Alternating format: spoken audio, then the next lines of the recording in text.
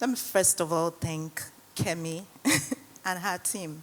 Thank you so much for the honor, for the hospitality, for the kindness, for inviting me here, and how you've taken care of me. And I pray that God, in His infinite mercies, blesses you beyond what you can ever imagine. You really touched me, and you let out something in me, so I cannot but do that first. So thank you so, so, so much. I want to thank Tomisi. I want to thank Mercy.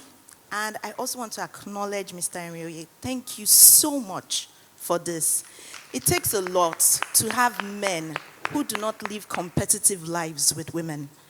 Men who compliment us. And I'm grateful for that. Thank you. Thank you so, so much. For our mummies, I acknowledge your presence, your wisdom, your experience. Thank you so, so much. And I also acknowledge the other dynamic speakers that are here. Madam Detola, that was really, really, you made me nostalgic. And then you also gave me a lot of things to look forward to. Thank you so, so much. So I'm so honored, so, so honored to be here because I met KEMI at an event just like this. And it was just, we only spoke on stage. We really didn't even connect so much after the meeting. But it was amazing that what I said, made her invite me, because when she reached out to me months ago, I was like, wow, it must have made a remarkable impact on you for you to have invited me. And so when she told me to talk about finance, and please, I'm going to ask the guys to please put up the slides. I don't know if you have it. So when she told me to talk about finance, I started to think, how do I talk about something that benefits everyone? Because we're all in different contexts, okay? Some people are, like Madam Detola now is an advanced business owner, right? Some people are not advanced business owners. Some people are entrepreneurs. Some people are salaried workers. Some people are hybrid. I cross through both because the nature of my work is very, very different. So in doing that, I started to think of how best, right, can I help you? And because I am a trained IFC trainer and kind of like a teacher, I have a gift for teaching. I decided to do a slide so that I can help break down some of the things that would help us, okay, regarding finance and give us practical tools. So please, I'm very methodical and scientific. And I'm going to give you everything step by step. So please follow me. The title of the slide is Behind the Makeup, Revealing Your Real Financial Identity. You can imagine someone in university. You've not earned money in your life. Oh. You've not earned one income in your life. You're living on stipends from your parents. But you have seen, what's it? What do they call it again? Bone Straight, God bless you. You have seen Bone Straight. Bone Straight. That's like 350K, and you want to buy it. Are you okay? Are you okay? Do you see how we get ourselves into trouble? You're not working a job. Oh. It's not that you are working a job that you can do payment for something. Oh. You want to just get wig of 350K. Because for some of you, you're like, 350K, yeah. That's a lot of money. For some people, it's not money. But there are levels to this thing. And this is not to demean anybody. It's just to explain that there are different contexts and different situations for different people. But I know someone in this Nigeria who is earning $15,000 a month for the next how many years? She will see Bone Straight of $750. She can buy it. She's earning $15,000 a month. Calculate that in Naira. How much is that to 750 here? You don't know how much she's earning. You don't know how much she's earning. She's not a thief. I know this person. It's not lie.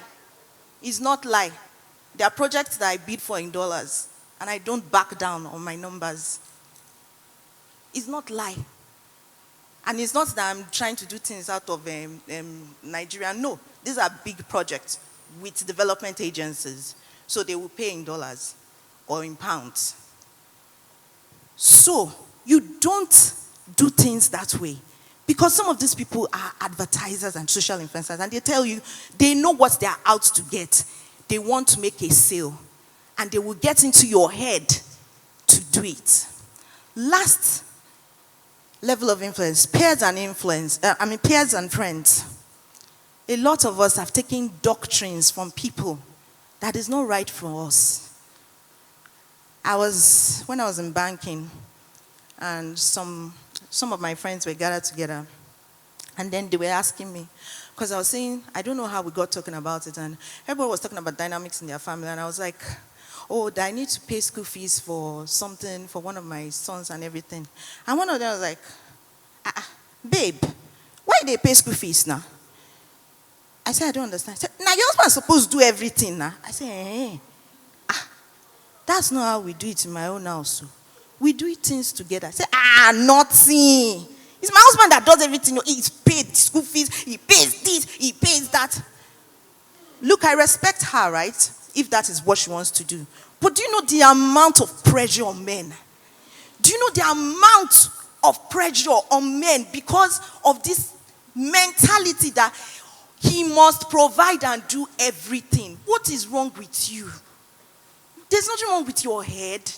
You can make money too. You can join in doing things in that. There's nothing like a financially economical woman. Nothing like it. And look, I know there are issues of patriarchy where some men can't deal with it. But if you're a wise man, if your wife is strong and she's making money, don't serve her. Look for her to align and mentor her. Mentor her. I've seen this thing work. I'm not saying things, I don't say things from the air or assumptions. I say things from experience. Mentor her. I have seen this thing work several times. So, next slide. All of these things shape our financial DNA. What is financial DNA? You will not see this anywhere. This is proprietary to me. And this is because I download solutions from God and I make it into real solutions that people can use. And that's why I do projects for women all over the world. I have done projects in East Africa. It is from my head. I don't give you things that I just go and read from text. No. I hypothesize things. I get it from God. I look at it. I test it. And I put it out. It starts with your money beliefs. What are some of the things that you have learned about money? Ideas and convictions that they've given you. You must marry a rich man to be okay. You can never learn business finance. You can never know investing. So many things that they give you. And then you take it. And then it forms your money mindset. You don't know when this thing is forming your money mindset. It has already taken, in your head, you've taken it. You don't know how powerful the subconscious mind is. From seeing things repeatedly, repetition, reinforced over your head. You think she just left Instagram for nothing, and I know the scientific thing that happened to her when she left Instagram. She's not reinforcing some things in her head. That's what it is. And then your money mindset forms your money management skills. Let's break it down. Next slide. What is money beliefs? Like I said, there are specific ideas or convictions that you hold to be true about money. You think they are true. They are things they've sold to you as a child. So, as children, we learn in 3 ways, and even as adults, right? First, auditory. And this is how even people who are visually impaired, how do they learn? Auditory. You want to learn a song, what do? You play it over and over and over again, right? And then you get the lyrics, right? That's it. And so that way, you've learned something just by listening. Second is audiovisual. You see, right? And then you're hearing. And that reinforces it more. That's how you pick up things. A lot of us have seen and heard things that have stayed with us. Money does not go on tree. Only rich people do things illegally. That's how they get money. The only way to make money is to do things illegally. You can't make money well and all of that. All of those things, they they form in your heart from audiovisual. Then the worst one, which is not the worst, the third one, right? But it's the most dangerous, is the tactile or kinetic. And this is not just that you hear and see, you are actually now doing it. So, a lot of us, only God knows what our parents have taught us. That could be positive. Some are actually positive. KEMI was looking at her mother when it had to do with cooking and building self-efficacy. Some of us, we've learned very wrong things. Once you get money, just spend. Tomorrow is another day, money will come. And you've reinforced it. So once they give you 500,000 naira for business, the money has gone down the drain. And it's coming from here. So, some of the examples of this are that I'm not good with money. Please stop saying that to yourself. Stop saying I'm not good with money. You are good with money. You're a diligent steward of money. You will learn it. Money is a tool. Money does not give happiness. It's what it gives. It's what money can get that gives you happiness. If you have 500,000 naira now and you're in the hospital, are you going to be happy?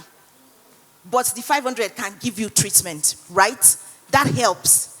So, there are things we've said to ourselves. I can never understand investing or business finance. It's difficult to make money. A lot of us say it. It is not difficult to make money. It takes hard work and diligence. It's just for you to sit down and think. All rich people are thieves. I heard this one, even in the protests, I heard it. Everybody will get money for this Nigerian are thief. They don't steal. Or I have to marry a rich man to have money. No, you don't. And this one is the one fueling a lot of girls to be doing aristo in school. The thing gives me holy anger. Because we have reinforced it in our head.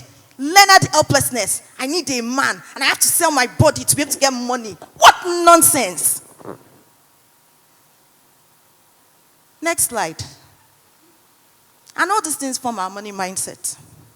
You don't know how it's affecting. You've never for once thought about it.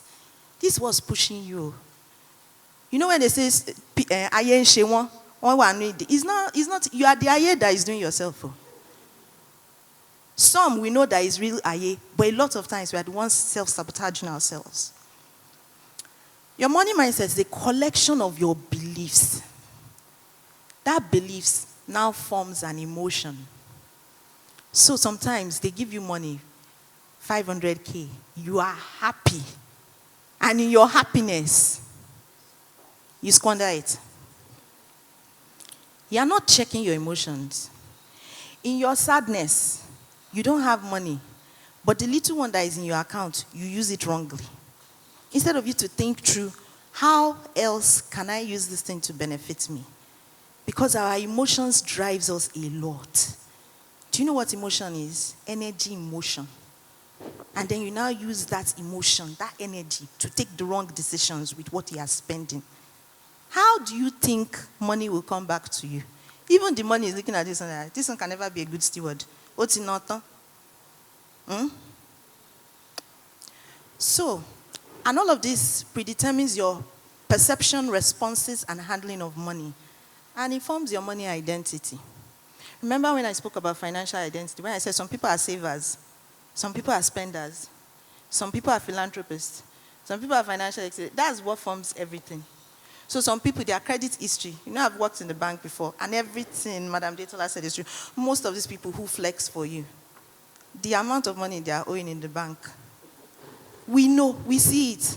And they will go out and do and like this, and all of you are like, hey, but we know they have not been able to service their loan. And if you know the way the bank works, I've done recovery work before, where we had to storm someone at a party with police to get money. And the man is still like, you cannot embarrass me in front of my guests. You cannot this, you cannot see. That's the life they live. And then they give you a different one on social media, and you are envying it. Why? So, there's avoidance and denial mindset.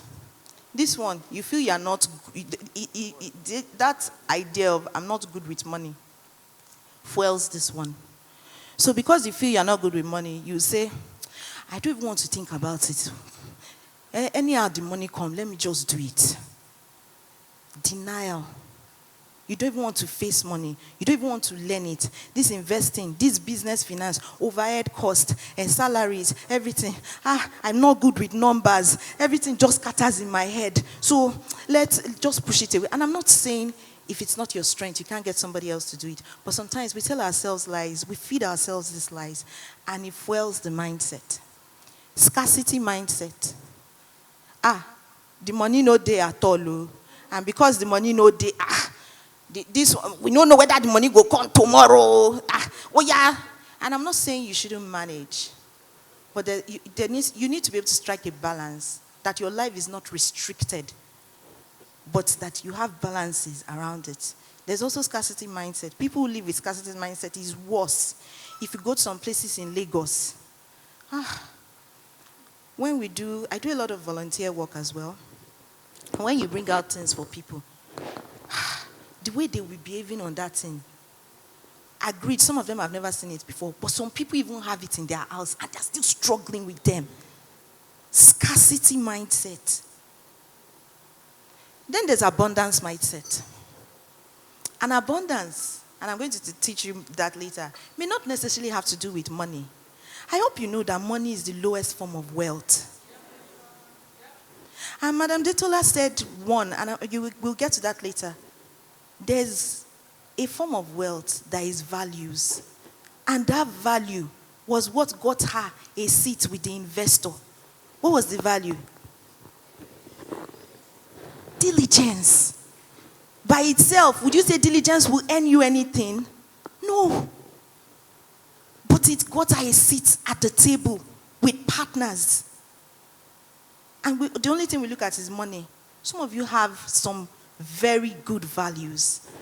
Very good values that you've not put to use because you've not met the right people. Or you don't think it's just one of those things. Then there's status seeker. These are the ones that want to show.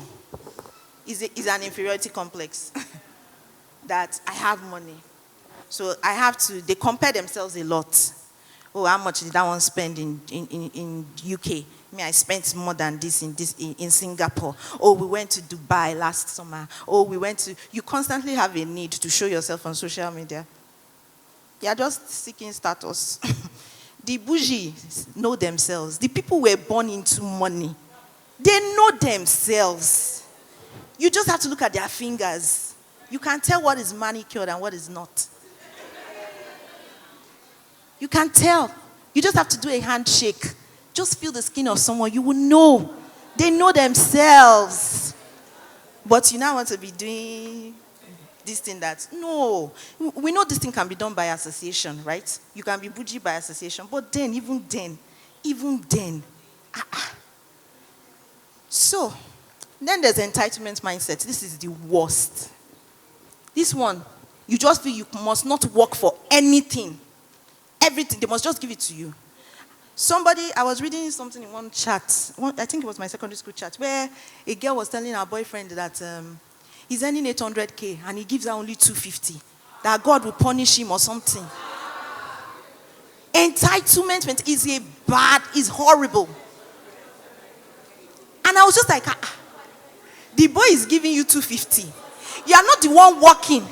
And you are saying, how can he be giving you 250? And she started making reference to, she has a friend, somebody, and her boyfriend gives her 450. And he is earning 800 and he's giving her 250. You know, I was shook. I was like, what is going on here? What's happening with this generation of ours? Entitlement. You don't want to work for anything. They must just give it to you. And then there's paranoia. This one, you are just scared. Once this money finishes, we are dead.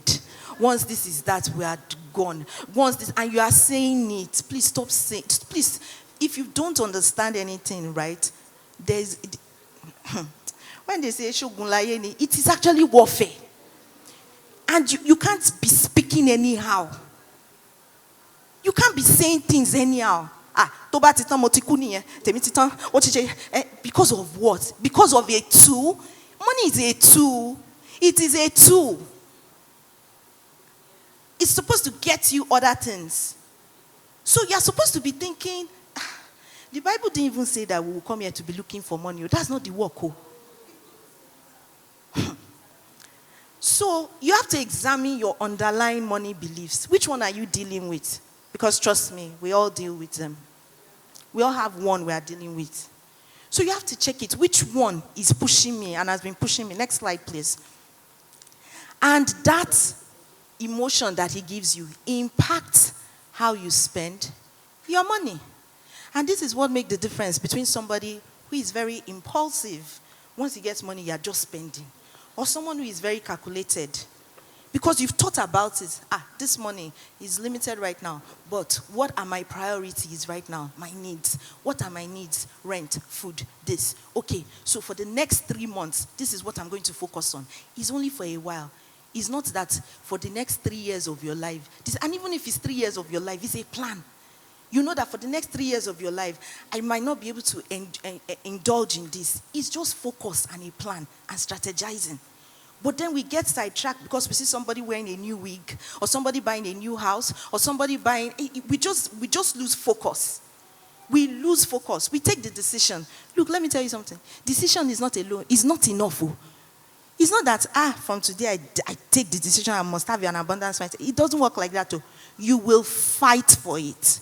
Because when you get back home, these thoughts will come back. The money will go. You will fight. You will wrestle. When I said this life is warfare, I know what I was saying. You will wrestle for it. That this money may not be enough, but I will use what I have wisely.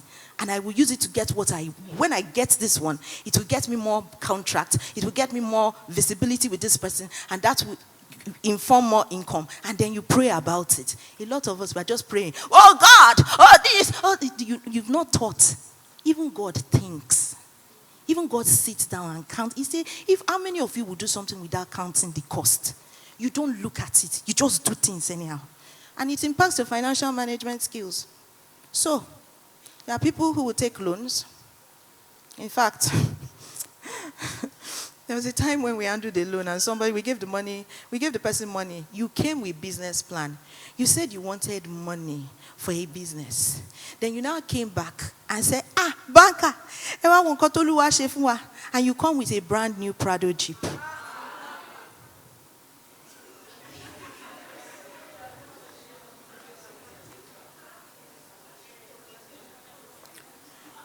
What becomes of that money? And then how does that even influence other people who genuinely need money for their business, who will come tomorrow? How do you want us to look at and character issue? This is all the things that affect it. When they say someone is not paying loans, that's everything that affects it. And, a study by Daniel Kahneman showed us that humans make financial decisions based on emotion, 90% than on logic. So what I'm teaching you today is try and shift a bit more to logic.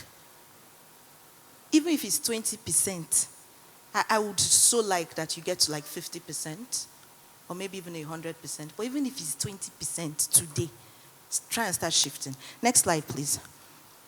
And so how do you develop a healthy money mindset, right? Awareness. First of all, identify where you are. And there's no need to be denying. No self-denial. This is where I am. This is where I am right now. And pay attention to it. I'm not doing well, and I'm not doing well. Next, evaluation. Reflect. Where did I get this thing from? Who taught me this thing? How was this reinforced in my childhood? Where did I get it from? Then take assessments. Look at it very well that, this thing that I was taught, how has it been affecting me? How have I been using money because of it? Then journal. A lot of us don't write. Journal. Write it down. Very important.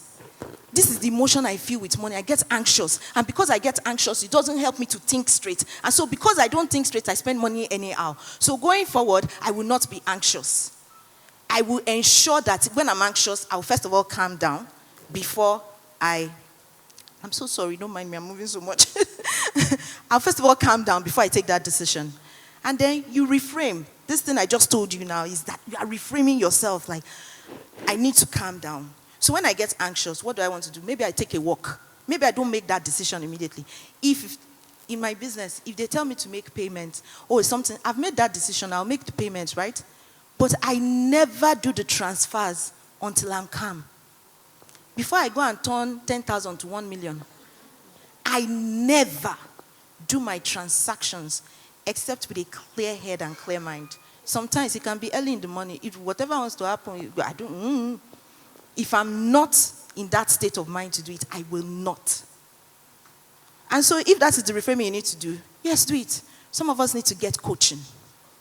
Some of us need teachers who would help us. And some of us just need therapy. You need to ask yourself some really deep questions. Who taught me about money? What did I learn about money? How has it brought me here? What do I need money for?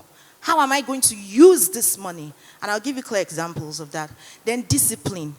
This is the fight, you. This is the warfare. You know, oftentimes when women start a job, which was what KEMI was saying, they start, right? They come together and do a job.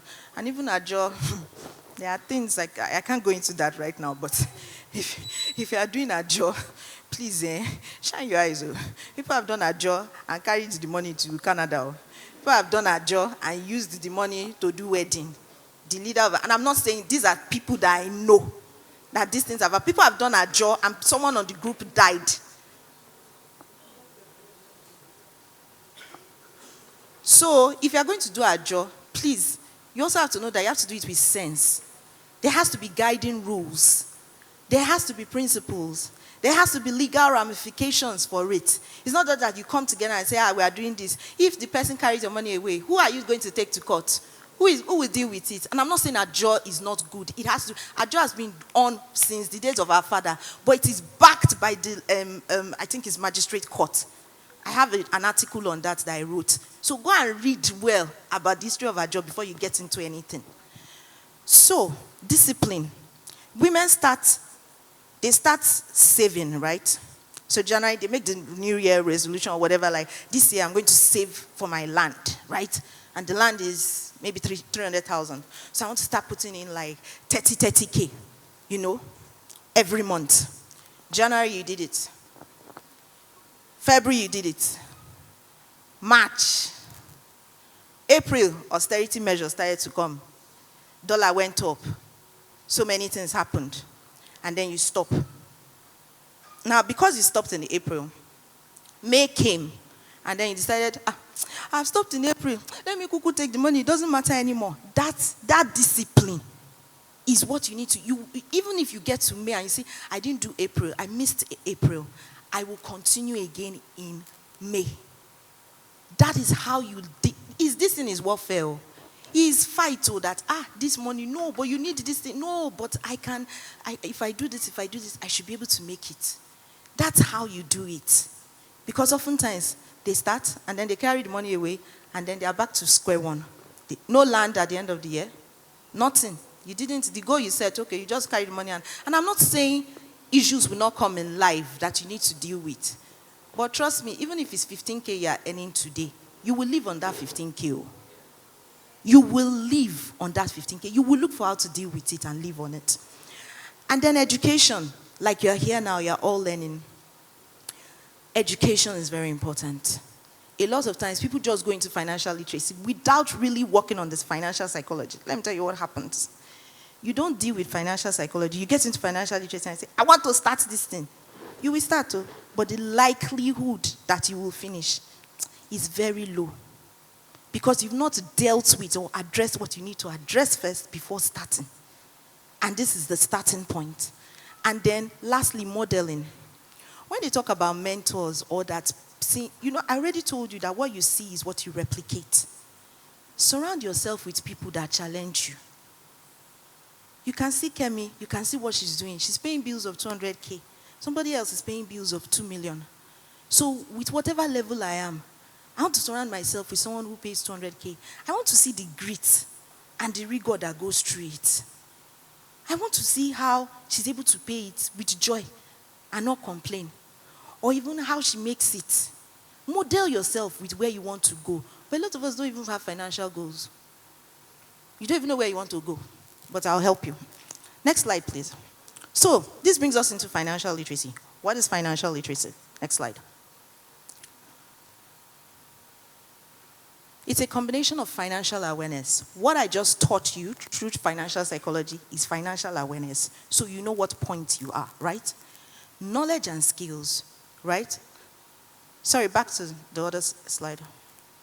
Knowledge and skills and the behavior, the added behavior, internalized behavior. Internalized behavior, remember discipline.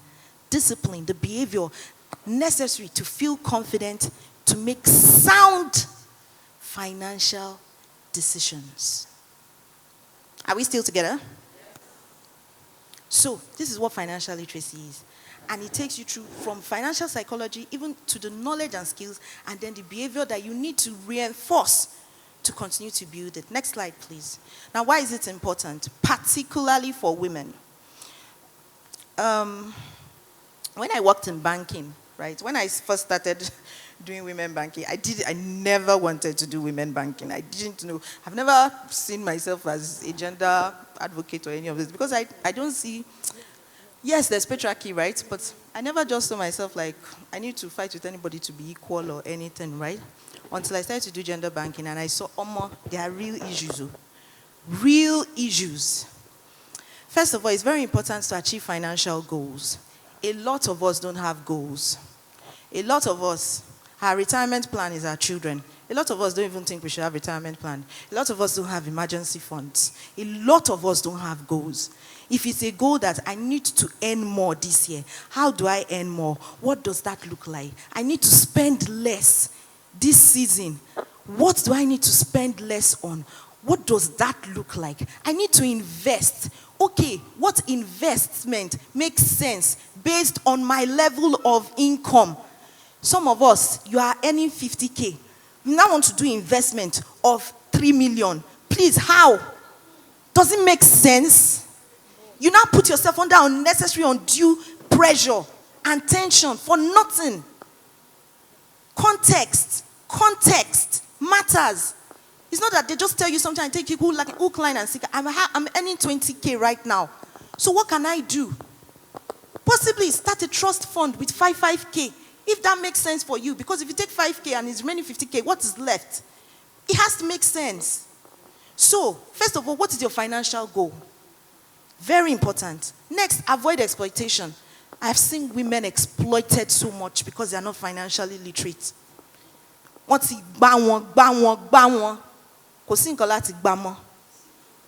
It's horrible because we're not financially knowledgeable.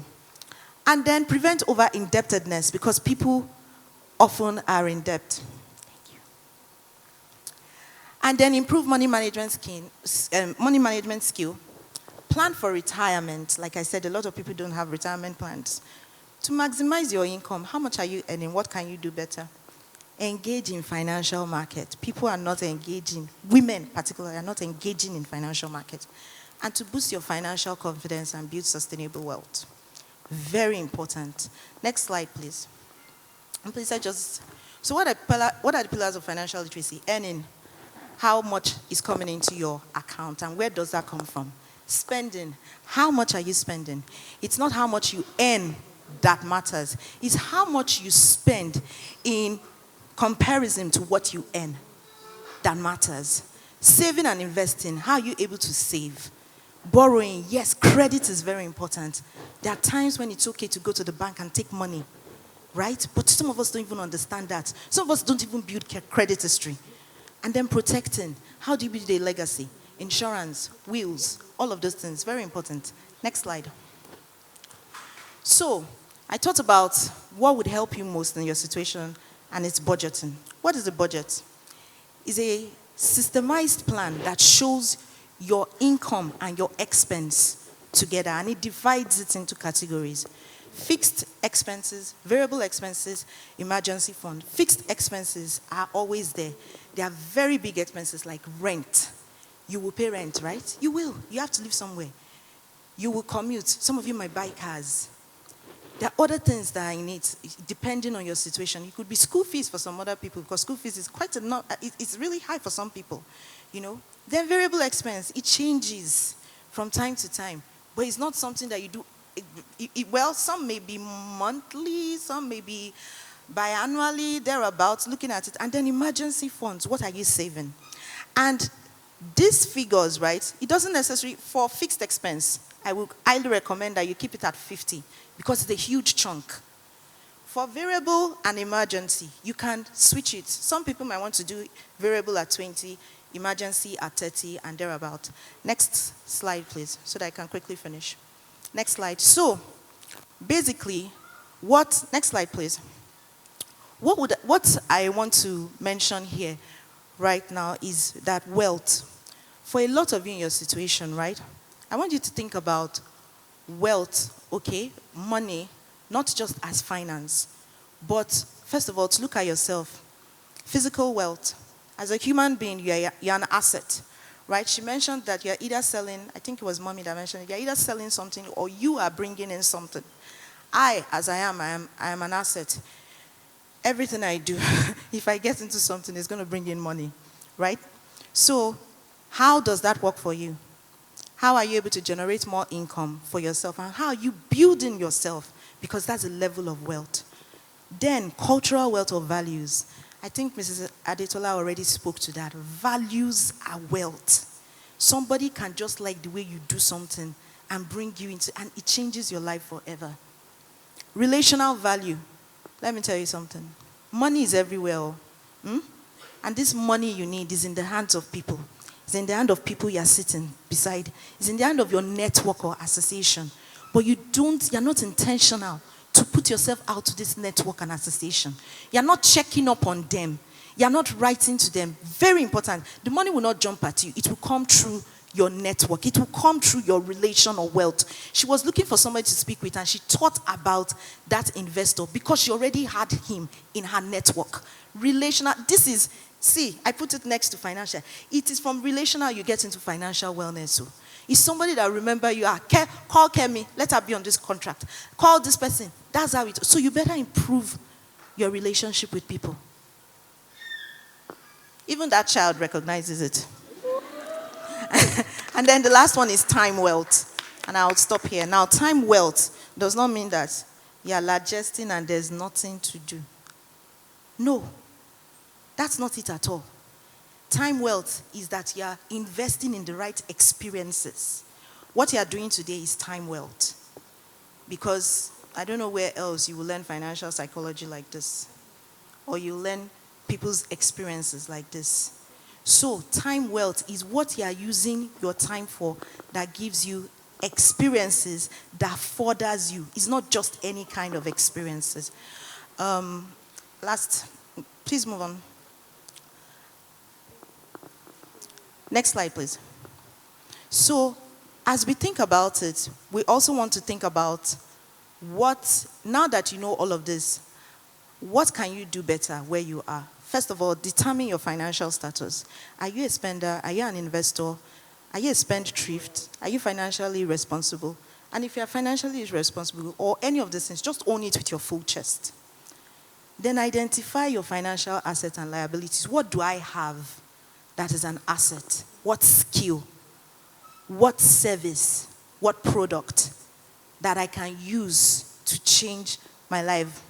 And then set your financial goal. What's the financial goal? I want to sell 50,000 of this product at the end of the year. I want to have gotten a new job that pays me this amount of money and gives me the skills. And so, in setting that, you can either increase income, automate savings, delayed gratification, invest consistently, or protect your asset. And then, prioritize your health. And it so take care of your health, learn as much as possible, and then the last one, giving and philanthropy. When your hand is like this, nothing else comes in. But when it's like this, when you give out, it's stretching out 5 things that will come back to you. Next slide. So, these are the reflection questions that I want you all to, and I've sent the slide to the team, but please, I want you to really think about it, particularly the questions on what are your current asset liabilities, what does this say about your financial situation, Where does your money come from? Where does it go? Please do these things. You know what happens in conferences is that we go for conferences and we don't go back to it. I want you, maybe 5 minutes during lunch or something, quickly take a look at it and write it down. Do it immediately. Don't wait until it becomes cold. And just answer these questions and see that you are committing yourself to something that helps you. Thank you very, very much. I hope this has been of value for you.